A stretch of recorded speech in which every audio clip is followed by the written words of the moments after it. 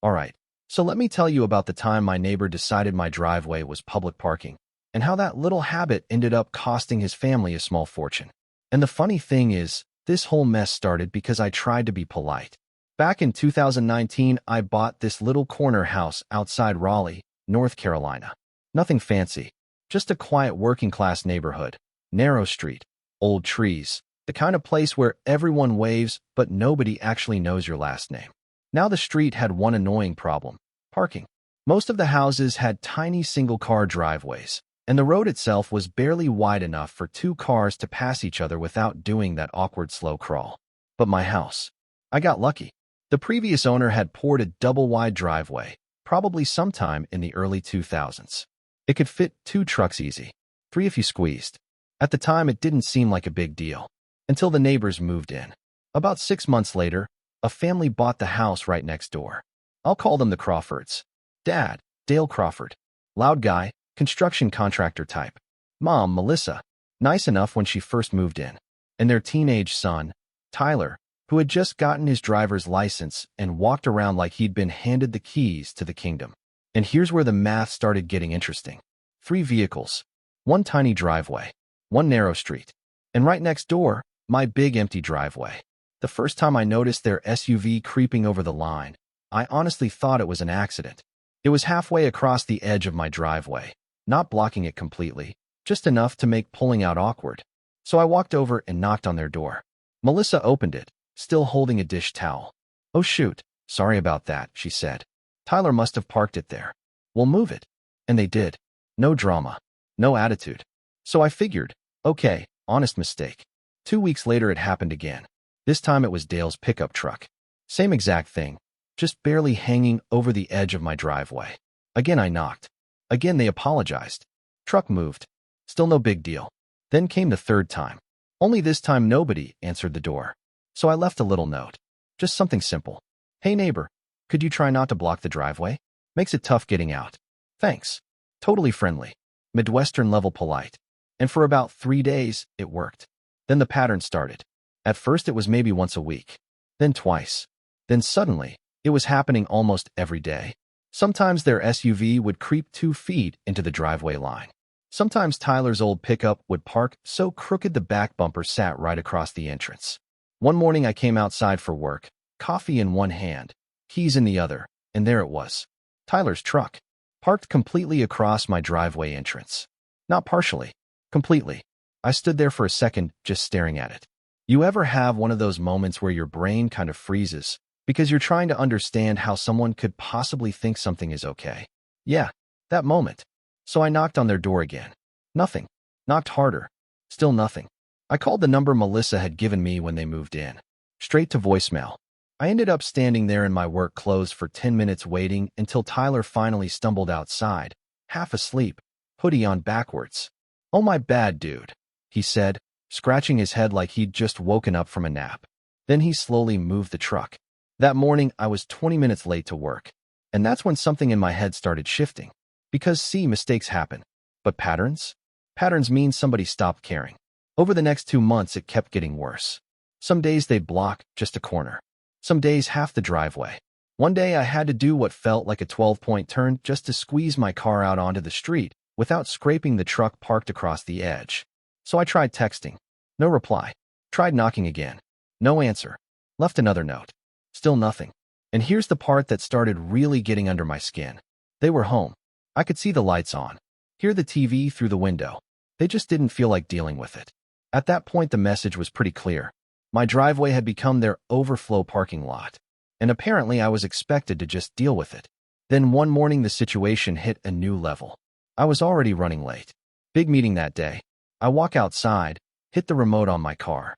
And Tyler's truck is parked fully sideways across the driveway entrance again. No space. Zero. Like someone had dropped a wall in front of my car. I walked over and pounded on their door. Hard this time. Nothing. Called again. Voicemail. I stood there in the driveway, looking at that truck blocking my exit, and that's when I realized something. I had spent 3 months asking nicely for permission to use my own driveway, and that's the moment I stopped asking. Instead, I went inside, grabbed my phone, and started looking something up. City parking ordinances, towing regulations. blocking private driveways. Because if they wanted to play games with convenience, I was about to introduce them to consequences. And trust me, the next time they parked there, I didn't knock on their door. I made a phone call, and about 20 minutes later, a tow truck showed up at the end of the street. Now, before I tell you what happened when that tow truck showed up, let's pause for a second, because this is where a lot of people misunderstand how situations like this actually work. See, from the outside it looks petty. Like, really? You called a tow truck on your neighbor? But from a legal perspective, blocking someone's driveway isn't just annoying.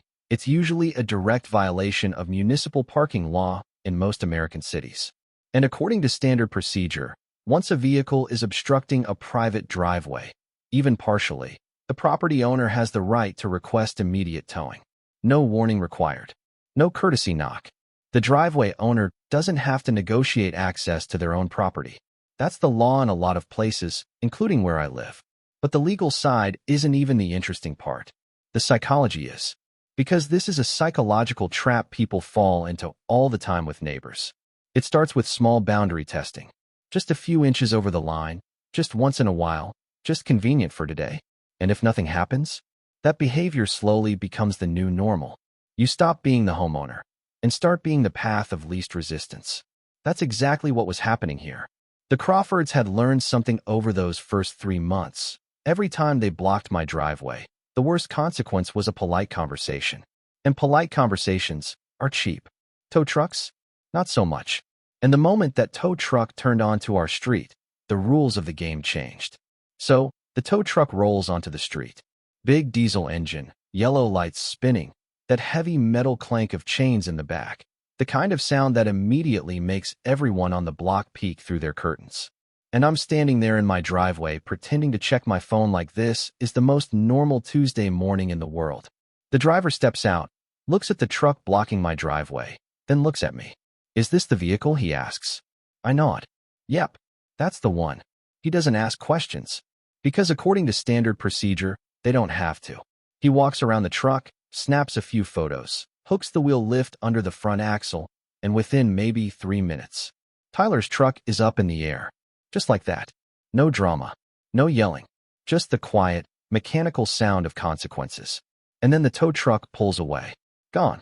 By the time the Crawfords even noticed, that truck was already halfway across town sitting in an impound lot. Now here's the part where the story could have ended. Because a normal neighbor would have learned their lesson right there. But the Crawfords weren't normal neighbors. That evening around 7 p.m., I hear pounding on my front door. Not knocking. Pounding. I open it. And there's Dale Crawford standing on my porch looking like a pressure cooker ready to explode. You had my kid's truck towed? He says. Not a question. An accusation. I lean against the doorframe and shrug. Yeah, it was blocking my driveway. His face turns red immediately. You could have just asked us to move it. And that's the moment where something inside me just clicked.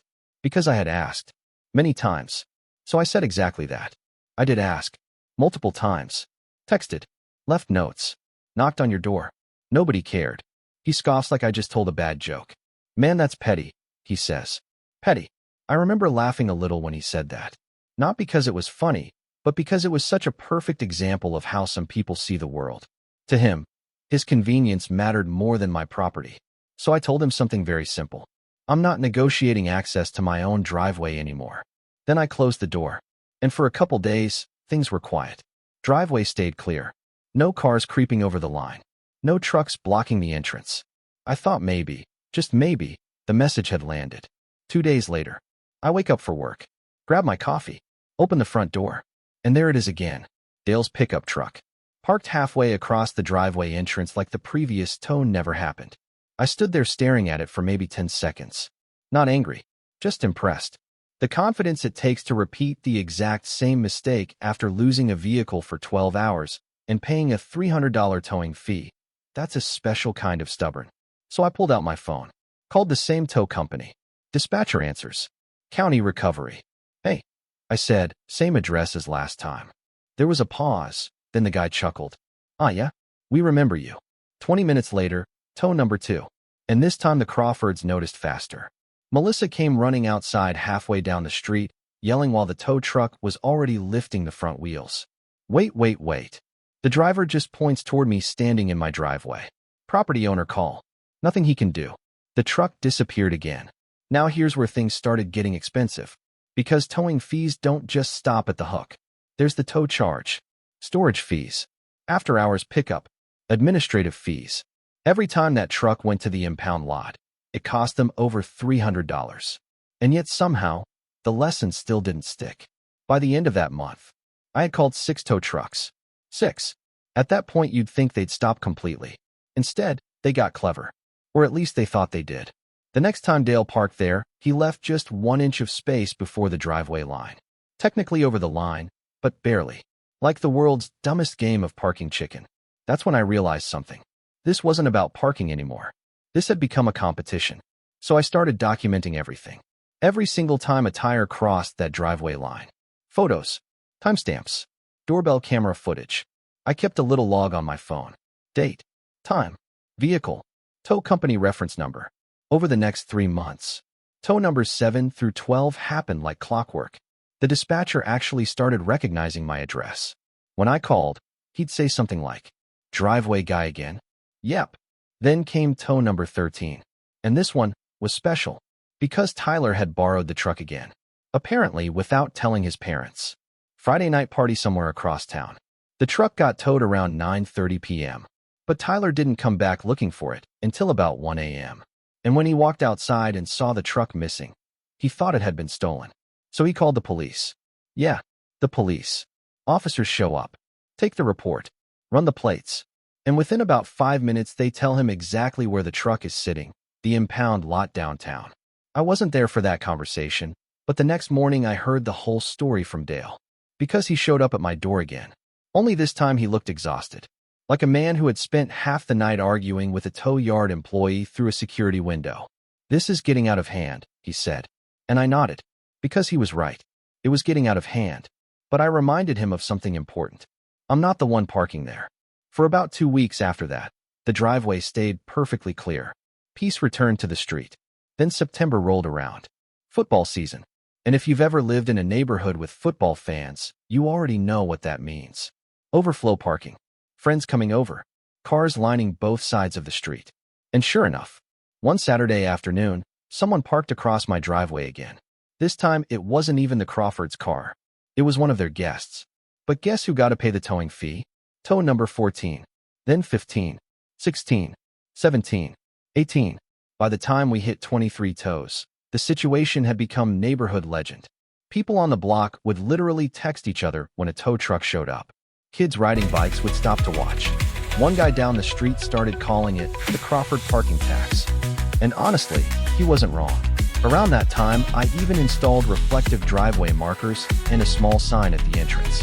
Bright white letters. "Do not block driveway. Towing enforced." Crystal clear. Didn't matter. Tow number 24, 25, 26, and finally, number 27. That was the one that ended it.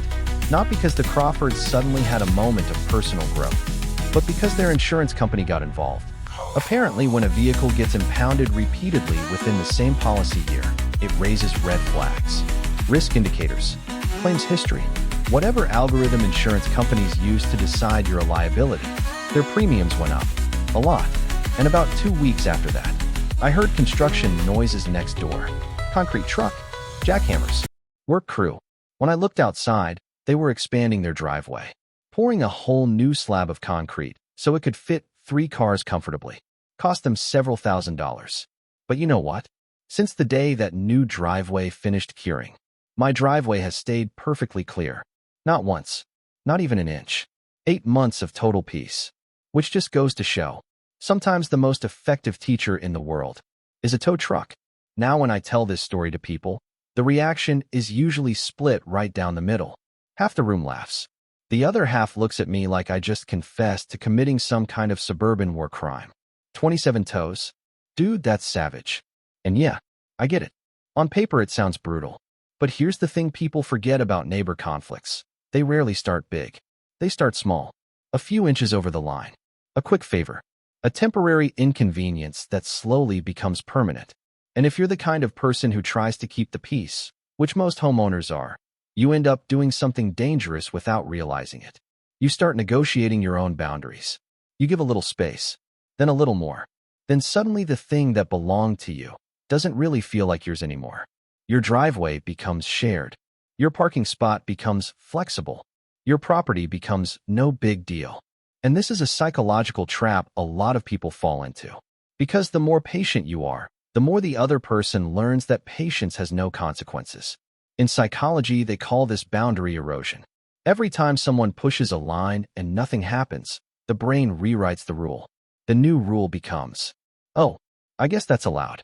That's exactly what happened in my situation. For the first 3 months, I tried every polite solution possible. Conversations, notes, texts, friendly reminders. But here's the uncomfortable truth. Politeness only works when both people respect the boundary. When one person doesn't, politeness becomes permission. And that's where the legal side of this story actually matters. Because from a legal perspective, property rights are one of the clearest protections homeowners have. If someone blocks your driveway, they are interfering with access to your property. That's not just annoying. In most cities, it's a direct parking violation. And according to standard procedure, tow companies are legally allowed to remove vehicles obstructing a private driveway when the property owner requests it. No warning required. No negotiation required. No apology required. The law assumes something very simple. You shouldn't have to ask for permission to leave your own house. But here's the part that really matters. The lesson that took me way too long to understand. The lesson here is this. Boundaries only work when they're enforced early.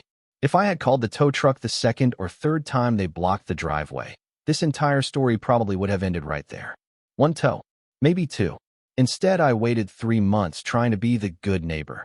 And by that point, the Crawfords had already learned that nothing serious would happen. So when consequences finally showed up, it felt extreme. Not because it was unfair, but because it was delayed. And honestly, that's probably the real reason this whole situation spiraled the way it did.